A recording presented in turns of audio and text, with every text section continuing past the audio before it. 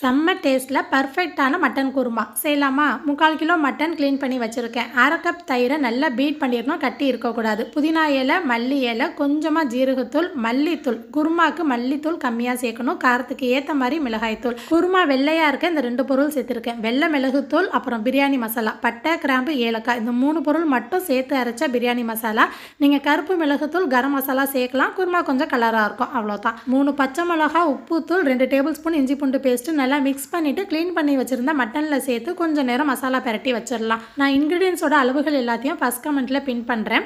இன்னொரு முக்கியமான டிப், வெங்காயம் அதிகமாக சேர்க்கக்கூடாது. நான் பெரிய சைஸில் இருக்கிற பல்லாரி வெங்காயம் ஒன்று கட் பண்ணி எடுத்துருக்கேன். 2 மீடியம் சைஸ் தக்காளி கட் பண்ணி வச்சுருக்கேன். இப்போ ஒரு குக்கரில் எண்ணெய் சேர்த்துட்டு பட்டை, கிராம்பு, ஏலக்காய் சின்ன பீஸாக சேர்த்தா போதும். வெங்காயம் கலர் மாதிரி வந்ததுக்கப்புறம் கட் பண்ணி வச்சுருந்த தக்காளி. கடைசியில் எண்ணெய் பிரிஞ்சு வரும்போது ஷைனிங்காக இருந்தால் நல்லாயிருக்கும். அதுக்காக காஷ்மீர் மிளகாய்த்தூள் 1/2 டீஸ்பூன் சேர்த்துருக்கேன். இப்போ மசாலா பரட்டி வச்சுருந்த மட்டன் சேர்த்துட்டு ஒரு 15 நிமிஷம் சிம்லேயே வச்சு மூடி வச்சிடலாம். அந்த எண்ணெயிலே மசாலா வாடை எல்லாமே போகணும். இப்போது மிக்ஸி ஜாரில் ஒரு கைப்பிடி அளவுக்கு தேங்காய் துருவி சேர்த்தா குருமா நல்ல வெள்ளையாக இருக்கும். இது கூட 10 முந்திரி, 10 பாதாம். நான் பாதாம் பருப்பு பெருசாக இருக்கிறதுனால ஈக்குவலாக எடுத்திருக்கேன். நீங்கள் முந்திரியை விட பாதாம் கொஞ்சம் அதிகமாக எடுத்தால் டேஸ்ட் நல்லாயிருக்கும்.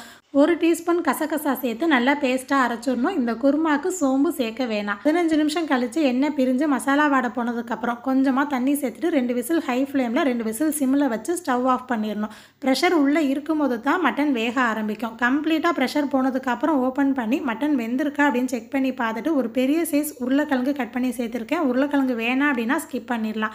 அரைச்சி வச்சுருந்த தேங்காய் பேஸ்ட்டு சேர்த்துட்டு உப்பு செக் பண்ணி பார்த்து சேர்த்துருக்கேன். 2 விசில் வச்சுட்டேன். மட்டன் 90% வெந்துருந்துச்சு. இப்போ 2 விசில் வைக்கும் போது ஃபுல்லாக வெந்திருக்கும். அப்புறம் உருளைக்கிழங்கும் சேர்ந்தே வெந்திருக்கும். ஸ்டவ் ஆஃப் பண்ணுறதுக்கு 5 நிமிஷத்துக்கு முன்னாடி அரை மூடி எலுமிச்சை பழ சாறு சேர்த்துருக்கேன். முன்னாடியே சேர்த்தோம் அப்படின்னா கசந்து போயிடும். கடைசியாக கொத்தமல்லி இலை சேர்த்துட்டு எண்ணெய் பிரிஞ்சு வந்ததுக்கப்புறம் நான் இந்த மாதிரி தட்டு போட்டு மூடிடுவேன், தண்ணி விடாது.